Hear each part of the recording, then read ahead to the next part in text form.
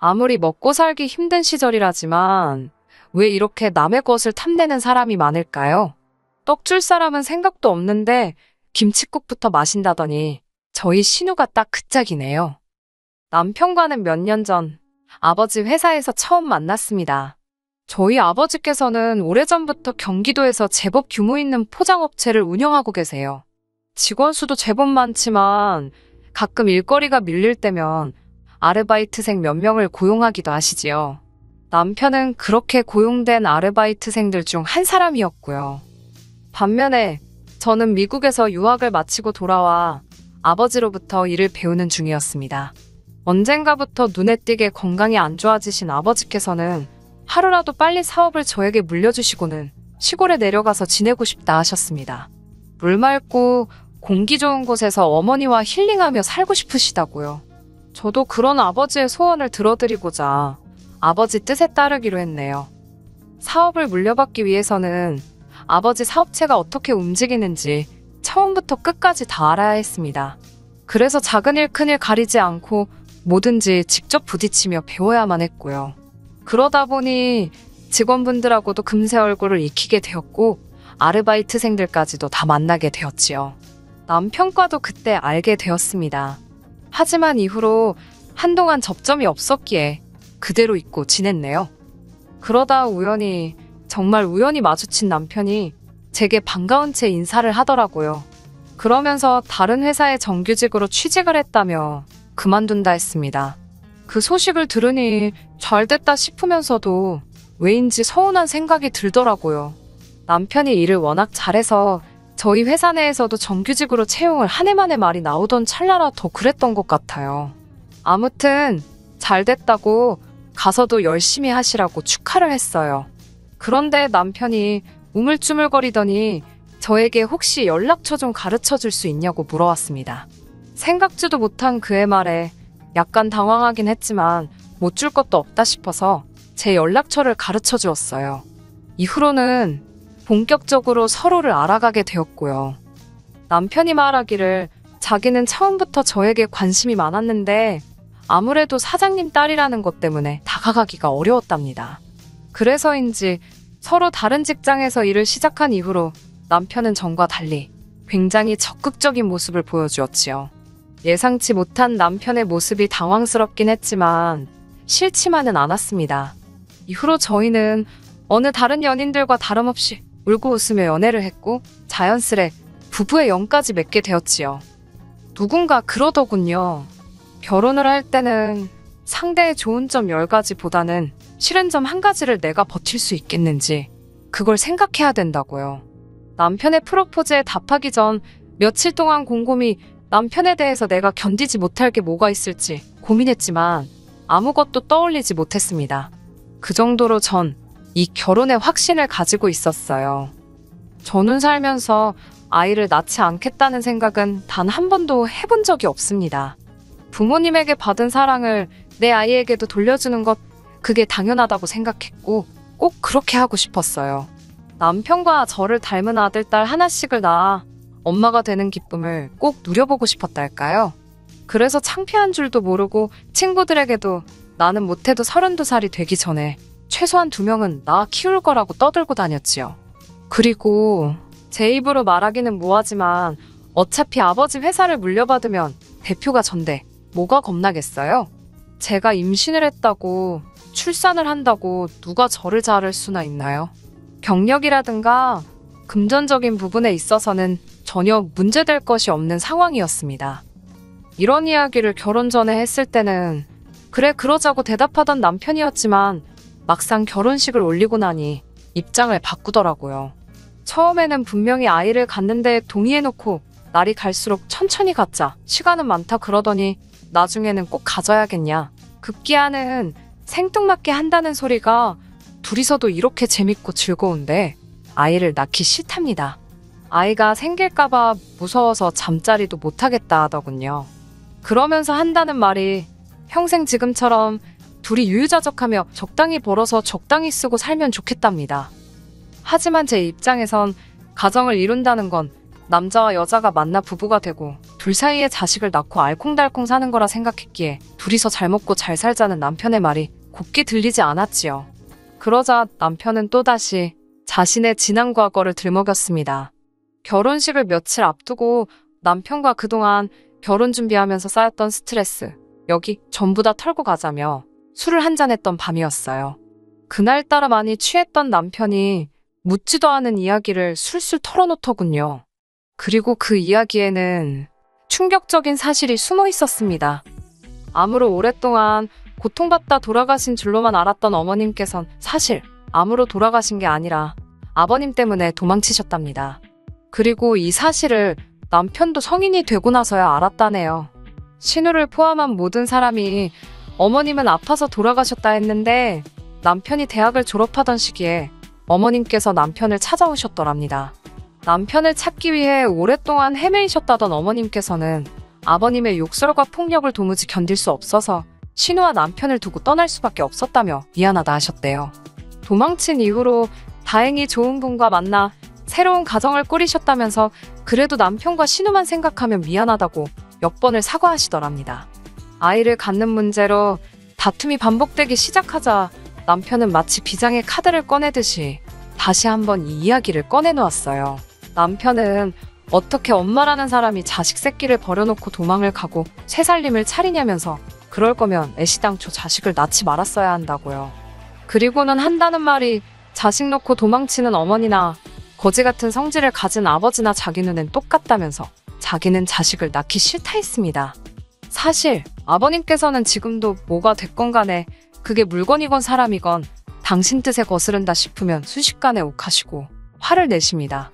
지난번에는 동네 식당에서 식사를 하시다가 맞은편에 앉은 여성분이 자기를 쳐다본다는 이유로 그 테이블에 가서 소위 깽판을 치시기도 하셨지요. 경찰도 오고 온 동네가 시끄러워 난리였다더군요. 아무튼 그런 아버님의 성질을 근거로 짐작하건대 어머님도 얼마나 괴로우셨으면 자식들 다 두고 떠나셨을까 싶어요. 같은 여자로서 조금은 이해가 되었습니다. 하지만 혹시나 어머님을 두둔하는 것처럼 보일까봐 말을 아꼈네요. 그리고 이후로는 할머님께서 보호자로서 남편과 신우를 돌봐주셨답니다.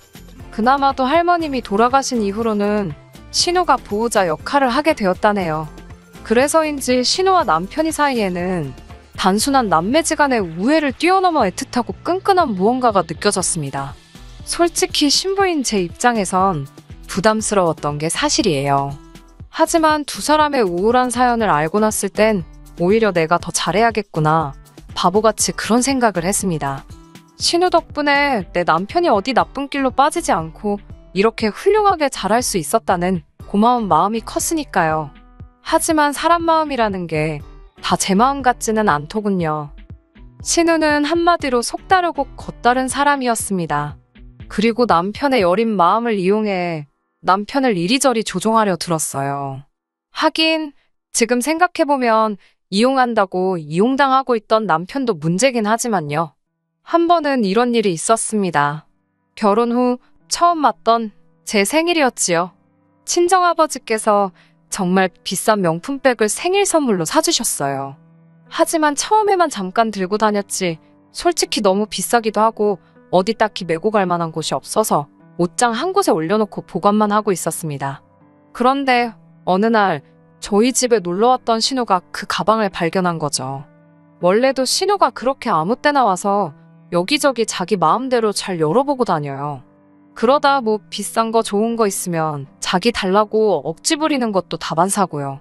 지금은 그 이야기를 하려던 건 아니니까 아무튼 신우는 제 허락도 없이 옷장 맨 위에 있던 핸드백을 들고 나와서는 저더러 부모 잘 만나서 이런 가방도 들고 다니고 좋겠다며 나는 누가 이런 가방을 사주나 그러더군요. 그러면서 제 남편을 바라보는데 진짜 미쳤나 싶더라고요. 바보 같은 남편은 또 그 와중에 난처한 얼굴을 하고 저를 쳐다보대요. 남편이 신우에게 애틋하다고 말씀드렸잖아요.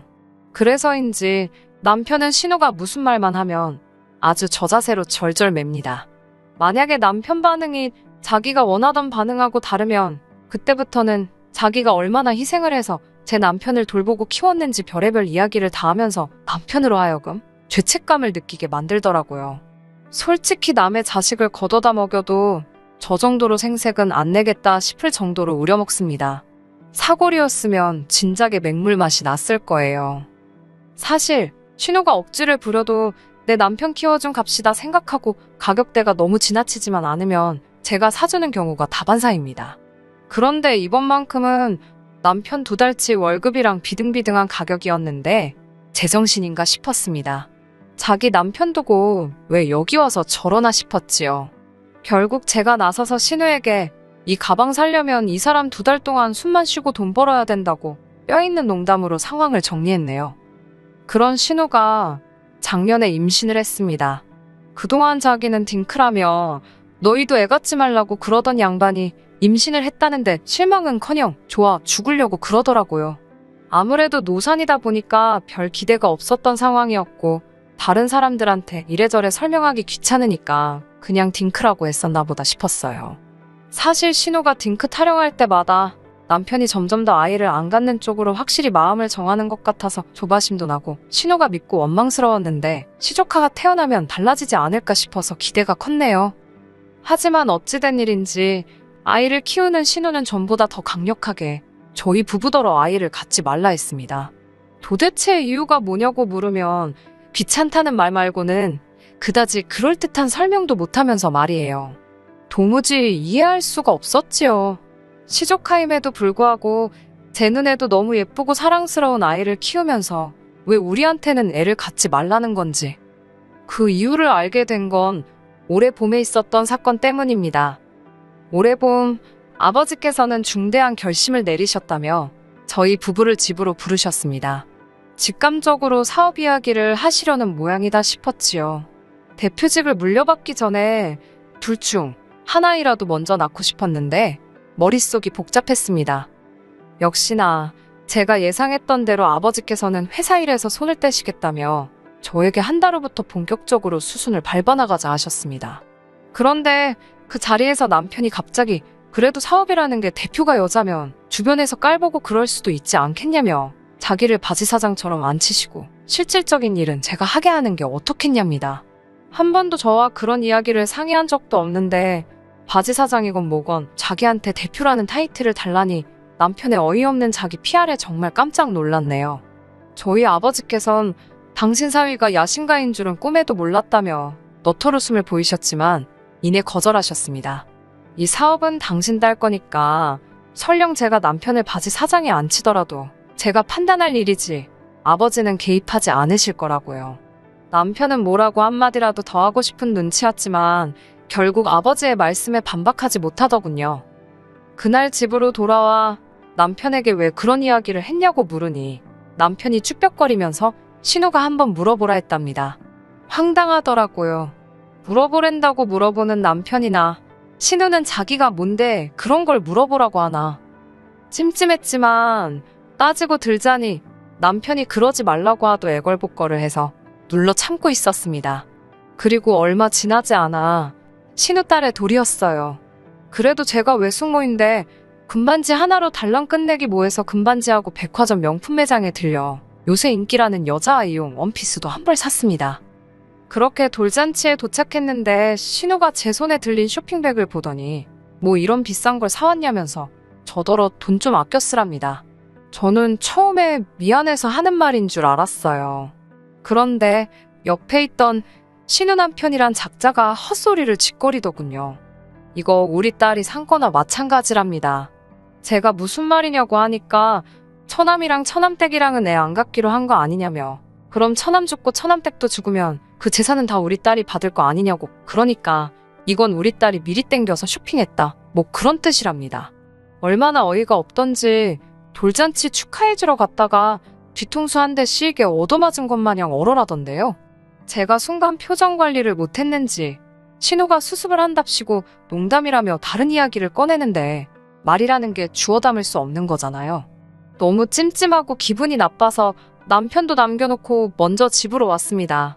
제가 사라진 걸 알아챘는지 남편으로부터 몇 번 전화가 걸려왔지만 받지 않았네요. 몇 시간 뒤 남편이 집에 돌아왔고 제 눈치를 살피더군요. 저는 남편한테 우리도 아이를 갖자고 했습니다. 신우도 저렇게 애 낳고 행복해하는 거 보라고 당신은 정말 애 안 갖고 싶냐고요. 그러자 남편이 한다는 말이 한 집에 애가 하나만 있으면 되지 몇 명이나 뭐가 필요하냐입니다. 제가 신우네 애는 조카고 나는 우리 애를 갖자는 거라고 조카는 조카지 조카가 어떻게 우리 애를 대신하냐고 따지니까 남편이 저한테 한다는 소리가 자기한테는 누나가 어머니나 마찬가지라며 자기는 그 은혜를 조카에게 사랑을 주는 걸로 갚고 싶답니다. 괜히 우리 사이에 아이가 생기면 조카가 서운한 일도 생기지 않겠냐면서 한 명만 잘 키우면 좋지 않을까? 그러는데 진짜 이건 뭐한데 패버릴 수도 없고 어처구니가 없더라고요. 말 같지도 않은 남편의 말에 그럴 거면 이쯤에서 서로 갈 길 가자고 했습니다. 나는 아이를 갖고 싶고 나의 온전한 가정을 꾸리고 싶은데 당신은 신우로부터 정신적으로 독립을 못한 것 같으니 우린 갈 길이 다른 것 같다고요. 그러자 남편이란 자식이 뭐라는 줄 아세요? 안 된답니다. 저희가 이혼하면 신우가 얼마나 실망하겠냐고요. 저랑 결혼하면서 신우가 동생 키운 보람이 있다고 어디서 제대로 된 여자를 데려왔다고 얼마나 칭찬해줬는 줄 아냐면서 순간 돌잔치에서 신우 남편이 했던 말이 생각났어요. 저는 아무렇지도 않다는 듯 그러냐고 그럼 알겠다고 이혼은 하지 말자 했습니다. 금세 남편 얼굴에 화색이 도는 걸 보고는 제가 대신 아버지 사업은 제 사촌동생에게 넘기겠다고 했습니다. 그러자 남편이 그걸 왜 넘기냐입니다. 그래서 당장 나나 당신한테 무슨 일이라도 생기면 우리 아버지 사업이며 내 재산이며 죄다 엄한 집구석 좋은 일 시키게 생겼는데 그 꼴은 못 본다 했어요. 그러자 남편은 대번에 신은혜가 왜 엄한 집구석이냐면서 밑도 끝도 없이 제 사촌보다 자기 누나가 낫다는 거예요. 그러면서 그렇게 걱정이 되면 양쪽 집에 반반씩 주는 걸로 해두자입니다. 반은 제 사촌동생, 나머지 반은 신우나 시조카한테요. 이렇게 뻔뻔한 남자였나? 뻔뻔한 건가 멍청한 건가? 염치가 없는 건가? 별의별 생각이 다 들던걸요. 제가 목구멍 밖으로 튀어나오려는 욕들을 억누르며 간신히 한마디 했습니다. 미친 거 아니냐고요. 우리 아버지가 평생 일군 사업에 왜 니네 누나 숟가락을 얹으려고 하냐니까. 자기 누나가 없었으면 자기도 여기 없답니다. 기가 막히고 진짜 코가 막히더라고요. 더는 남편하고 말 한마디도 섞고 싶지 않아서 야 가라 가 네 누나한테로 가라고 했네요. 다시는 연락하지 말라고 변호사 사서 이혼 서류 보낼 테니까 그런 줄 알라고 했습니다. 진짜 호의가 계속되면 혹은 줄 안다더니 그 말이 딱이더라고요. 이후로 뭐 난리도 아니었지요. 신우한테 전화와, 신우 남편한테도 전화와, 심지어 아버님한테도 전화오고.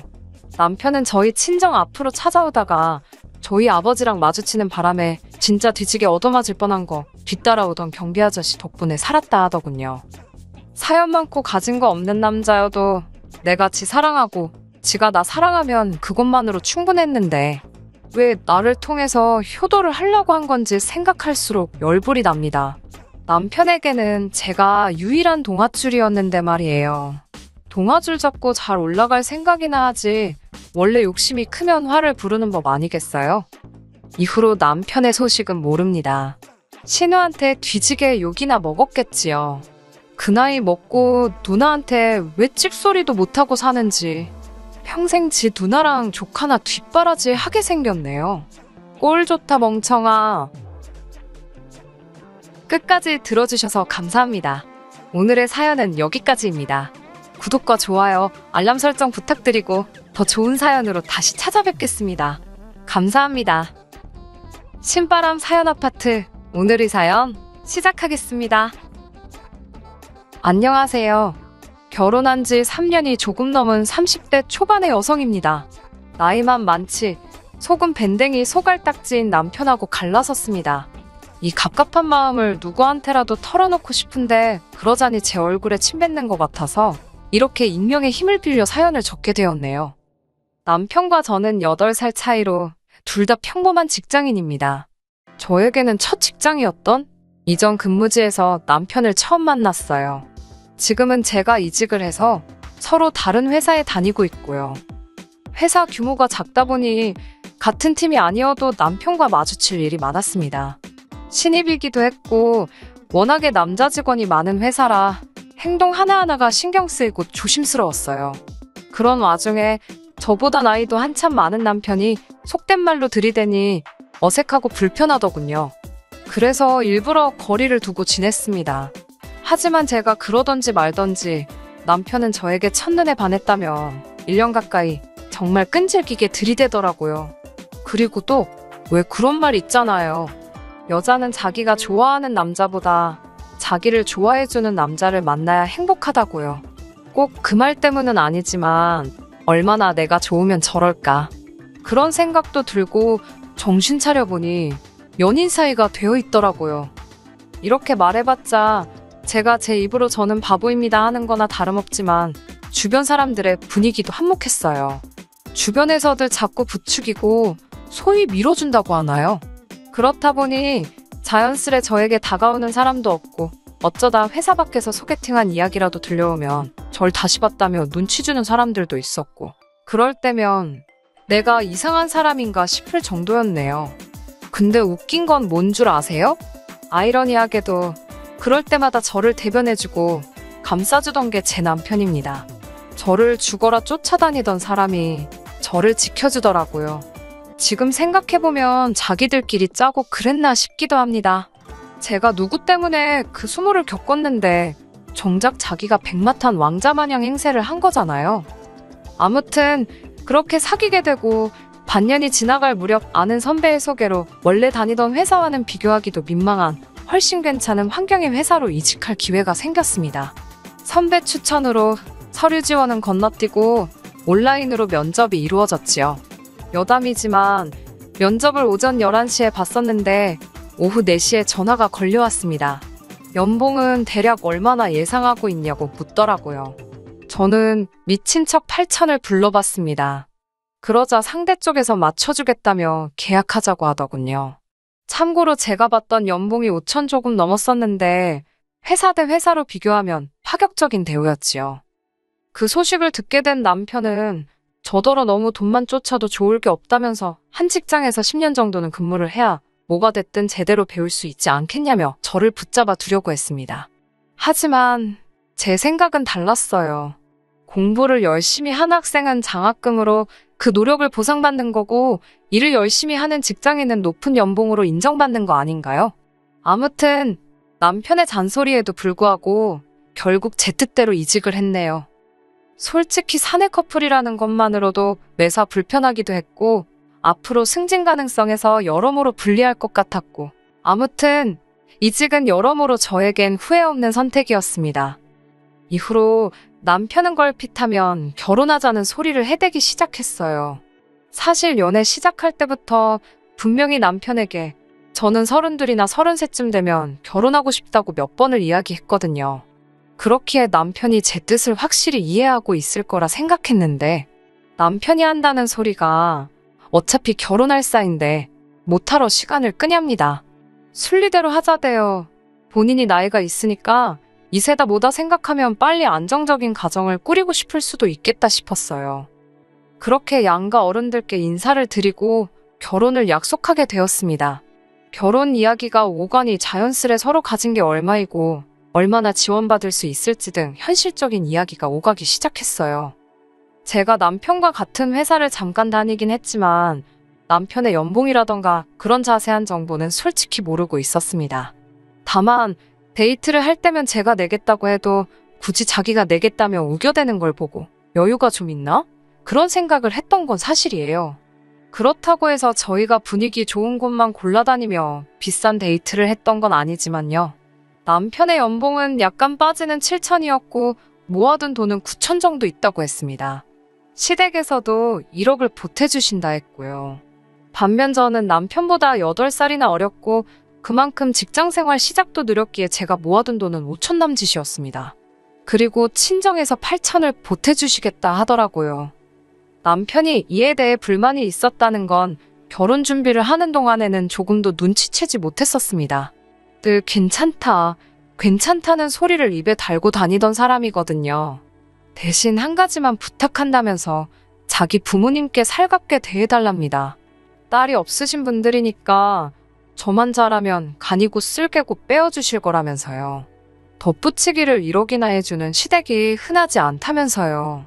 아무래도 자기는 1억 9천을 해오고 저는 1억 3천을 해가는 상황이었으니까 생색을 내고 싶었던 모양이에요. 생색이라고 표현하긴 했지만 정말 감사하게 생각했습니다. 양가 부모님 모두 자식들 결혼시키는데 돈을 보태주시는 게 의무는 아니잖아요. 그래서 남자친구 말대로 어머님 아버님께 잘하겠다고 생각했습니다. 그렇게 저희는 서울 외곽에 있는 소형 아파트에서 전세로 신혼살림을 시작했습니다. 사실 이 아파트는 저희 친정부모님이 전세를 주고 계시던 집인데요. 원래 살고 있던 세입자분께 사정사정한 끝에 저희가 들어올 수 있었네요. 이제서야 말이지만 신혼집을 구하는 것도 쉬운 일은 아니었습니다. 저희가 가진 예산이 3억이 좀 넘었는데 거기서 그나마 결혼식과 혼수 등에 들어갈 비용을 제하고 나니 눈을 많이 낮춰야 하는 상황이었고요. 그렇다고 회사 위치도 무시할 수는 없었으니 여러모로 곤란한 상태였습니다. 그러자 친정언니가 그러면 부모님 댁에 전세 계약하고 들어오는 건 어떻겠냐고 먼저 물어봐 주더라고요. 사실 저도 그 생각을 안 했던 건 아닌데 아파트 자체가 부모님 재산이기도 하고 또 저에겐 언니도 있다 보니까 말을 꺼내기가 쉽지 않았거든요. 그런데 언니가 먼저 이야기를 해줘서 너무 고마웠네요. 아무튼 그렇게 부모님 아파트에 전세 2억 7천으로 계약을 맺게 되었습니다. 이후로 저는 남편과 약속한 대로 시댁에 가면 싹싹한 며느리로서 최선을 다했습니다. 딱히 어머님이나 아버님이 저에게 일부러 심부름을 시키시거나 곤란하게 만드시는 분들은 아니셨기에 잘해드리고 마음 써드리는 게 불공평하다 느껴지지는 않았습니다. 하지만 아무래도 아들만 둘을 키우신 분들이라 그런지 두 분 다 말투가 괄괄한 면은 있으셨어요. 그래도 이런 건 제게 큰 문제가 되지 않았습니다. 정작 이런 제 마음을 불편하게 만드는 건 남편이었어요. 저에게는 딸 같은 며느리가 되어달라던 사람이 정작 저희 친정에만 가면 무건수행을 하더라고요. 처음에 몇 번 갔을 때는 어색해서 그러나 보다 싶었습니다. 연애할 때도 말이 그렇게 많은 사람은 아니었고요. 그런데 결혼한 지 1년이 지나도 2년이 지나도 저희 친정에만 가면 말을 안 하는 건 여전하더라고요. 처음에는 저희 부모님이 저희 싸웠냐고 무슨 일이 있는 건 아니냐고 걱정을 하실 정도였지요. 그래도 지금은 누가 말을 걸면 말을 하긴 하는데 지금은 뭐 친정 부모님도 그러려니 하시고요. 반면에 저희 형부는 다릅니다. 제가 봐도 형부는 저희 집 아들인가 싶을 정도로 저희 부모님한테 잘해주세요. 저희 부모님이 어디 병원이라도 가셔야 하거나 힘드신 일이 있으면 누가 부탁하기도 전에 자기가 먼저 나서서 챙겨드리고 모시고 가고 그래요. 언니랑 저 둘 다 형부가 우리보다 낫다며 웃을 만큼이요. 그런 형부가 더 좋은 사람이고 남편이 나쁘다는 건 아닙니다. 사람마다 성격도 다 다르고 표현하는 방법도 다 다른 거니까요. 하지만 저희 부모님 입장에서 생각해본다면 그래도 누가 더 예뻐 보이겠어요? 저라도 형부를 고를 것 같습니다. 아내 된 입장에서 내 남편이 형부한테 밀린다고 생각하면 솔직히 기분이 별로 좋지는 않아요. 하지만 저도 눈이 있으니 보이는 게 있고 귀가 있으니 들리는 게 있지 않겠어요? 그래도 저부터 시작해서 친정 식구 중 그 누구 한 사람도 남편한테 장인장모한테 그러지 마라, 그러면 안 된다, 삭삭하게 행동해라 그런 잔소리 한 사람 없습니다. 저는 원래 제가 약속했던 대로 시부모님께 잘해드렸고 그 점에 있어선 한 점의 부끄러움도 없네요. 그러다 남편과 크게 부딪히고 싸우게 된 건 2달 전 아버지 생신 때 있었던 일 때문입니다. 아버지 생신이었으니까 당연히 저희 부부도 가고 언니네 부부도 왔어요. 원래는 나가서 외식할까 했었는데 아직 환자도 계속 나오는 상황이고 하니까 아버지께서 집에서 먹자고 하시더라고요. 그래서 친정으로 모이게 되었지요. 도착하니 언니랑 어머니는 저녁 준비에 한창이었고 형부는 아버지 옆에 딱 붙어서 TV 보고 아버지랑 이야기하고 바쁘더라고요. 저는 남편한테 오빠도 저기 가서 같이 이야기하고 있으라고 한 뒤 바로 부엌으로 향했지요. 얼마 지나지 않아 식사 준비가 마무리돼갈 무렵 고개를 내밀어 거실을 바라보니 저희 남편은 TV만 보고 있고 형부는 베란다에서 아버지랑 같이 화분 정리를 하고 있었습니다. 아무리 재주가 없어도 가서 기웃거리고 도와주겠다는 신용이라도 좀 하지. 솔직히 그때는 정말로 TV나 보고 앉아있는 남편이 한심하더군요. 그래도 어쩌겠어요. 본인이 그럴 주변 머리가 없다는데 뭐라고 할 수도 없고 냅뒀습니다. 이윽고 식사가 끝나고 아버지와 형부는 술 한잔 하겠다며 방으로 들어갔어요. 제가 남편한테 오빠도 가서 마시라니까 자기는 과일이 더 좋답니다. 눈치 없는 남편에게 저도 기분이 상해버려서 과일 먹고 싶으면 알아서 갖다 깎아 먹으라고 싸붙이곤 언니와 어머니와 함께 부엌에서 뒷정리를 시작했네요. 얼마 지나지 않아 안방에서 아버지와 형부의 목소리가 흘러나오기 시작했습니다. 두 사람 다 술이 들어가니까 목소리가 커져가지고는 밖에 있는 사람들도 두 사람이 무슨 이야기를 하는지 다 알 수 있을 지경이었지요. 형부는 아버지께 연신 감사하다며 정말 아껴서 타겠다는 인사를 드리고 있었습니다. 사실 아버지께서 얼마 전 형부에게 국산 중형차 한 대를 뽑아주셨거든요. 표면적인 이유는 형부가 승진을 해서였지만 사실 저는 부모님께서 줄곧 언니네 부부에게 차를 한 대 사주고 싶어 하시는 걸 눈치채고 있었습니다. 그래서 그 사실을 알았을 때 드디어 사주셨구나 싶었지 별다른 생각은 없었습니다. 20살을 갓 넘었을 때 큰 병을 앓았던 언니는 그 이후로 체력이 많이 약해졌어요. 그렇다 보니 출퇴근하는 직업을 갖는 건 상상도 할 수 없었지요. 제가 알기로는 외주를 받아서 집에서 몸에 무리가 안 가는 정도로만 일을 하고 있습니다. 그리고 형부는 부모님이 안 계시고요. 이런저런 이유로 언니네 부부가 저희 부부보다 경제적으로 넉넉지 못한 상황이에요. 그래서 아버지께서 두 사람이 결혼할 때 많은 도움을 주셨던 걸로 알아요. 그러다 얼마 전부터는 언니가 병원을 다니게 되면서 차가 필요하게 되었는데 부모님께서 제 눈치를 보시더라고요. 마음 같아선 한 대 사주고 싶으셨는데 혹시나 둘째인 제가 불만을 가질까봐 걱정하셨던 거겠지요. 그러다 얼마 전 형부가 한 번에 두 직급을 승진하면서 아버지는 그걸 핑계로 선물이라며 차를 사주신 거고요. 솔직히 아버지 돈이잖아요. 아버지가 돈을 당신한테 다 쓰시든 기부를 하시든 아버지 자유지요. 부모님이 제 눈치를 보시는 건 뭐랄까 저에게 마음을 써주시는 거지 솔직히 제가 이래라 저래라 할 권리는 없다는 걸 잘 알고 있습니다. 하지만 남편은 저와 생각이 달랐던 모양이네요. 집으로 돌아오자마자 남편은 아까 그게 다 무슨 이야기냐며 저에게 따지듯이 묻더라고요. 저는 사실 그대로 말해주었습니다. 형부가 승진을 했다. 그것도 한 직급이 아니라 두 직급이나. 그래서 아버지가 기분 좋다고 사주신 것 같다고요. 그러자 남편은 누구는 승진 안 했냐면서 자기 승진했을 때는 아버님께서 고생했다 수고했다 말로만 그러시더니 형님은 차를 사주시냐고 왜 기분 나쁘게 차별을 하시냐입니다. 남편의 말에 어처구니가 없었던 제가 내가 차별한 것도 아닌데 왜 나한테 그러냐고 그러면 오빠가 아버지한테 전화해서 물어보라 했습니다. 왜 오빠는 안 사주냐고요. 그리고 아버지 돈인데 아버지께서 쓰고 싶으면 쓰고 말고 싶으면 마는 거지 그걸 우리가 뭐라고 할 수는 없지 않냐고 써붙였어요. 그러자 남편이 한다는 말이 저더러 바보냐입니다. 아버님 돈이 나중에 다 제 돈이 될 건데 아깝지도 않냐고요. 그러다 언니 부부한테 다 퍼주시면 어쩌려고 그러냐면서 그리고 나이 먹을 만큼 먹으신 장인어른이 사위들 가지고 장난치시는 것도 아니고 너무 치졸하시다나요? 그러면서 저더러 제 밥그릇을 잘 챙기라대요. 어이가 없어서 제가 남편에게 말 조심하라고 장인어른한테 말을 그따위로 하냐고 했어요. 그리고 당신이 평소에 우리 아버지한테 싹싹하게 했어보라고 내가 시댁에서 하는 거 반만 했어도 우리 아버지가 당신한테도 진작에 차 한 대 뽑아주시고도 남았다 그랬습니다. 친정만 가면 뚱한 표정으로 입만 대빨 내밀고 있으면서 우리 아버지가 형부한테 차 사줬다니까 그건 세미나냐고 써붙였지요. 그러자 형님은 자기 친부모가 없으니까 저희 친정에 잘하는 거랍니다.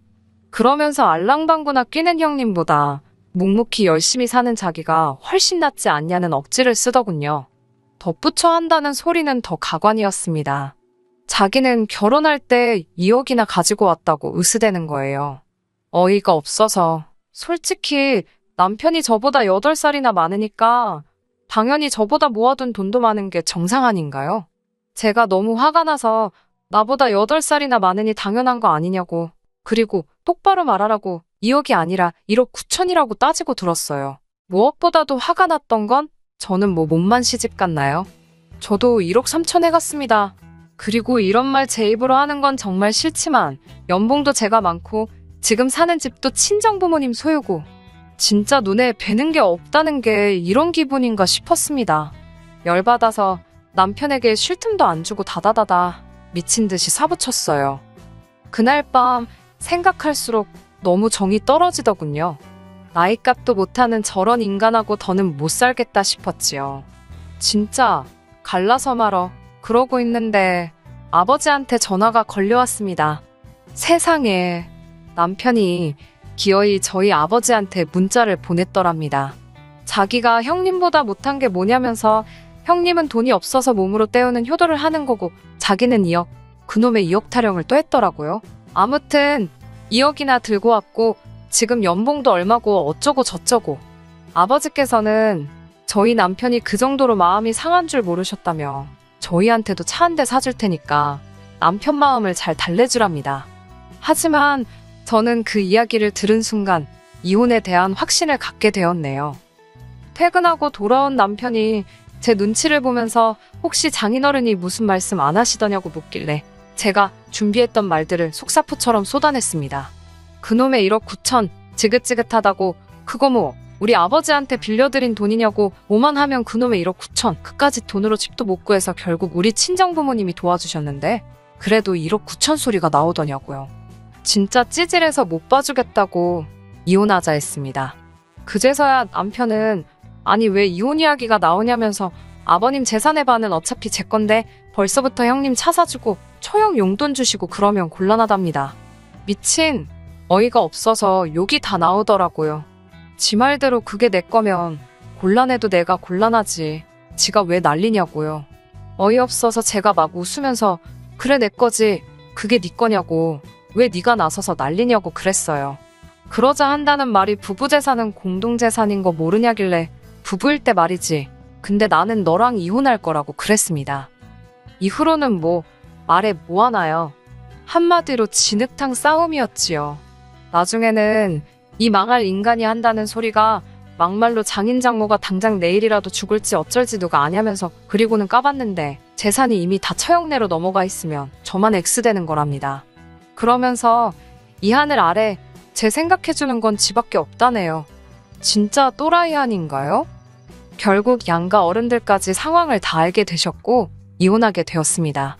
시부모님께서는 나이만 먹었지 남자는 원래 어린애라면서 저한테 잘 가르치면서 살면 된다고 저더러 한 번만 품어주라셨어요.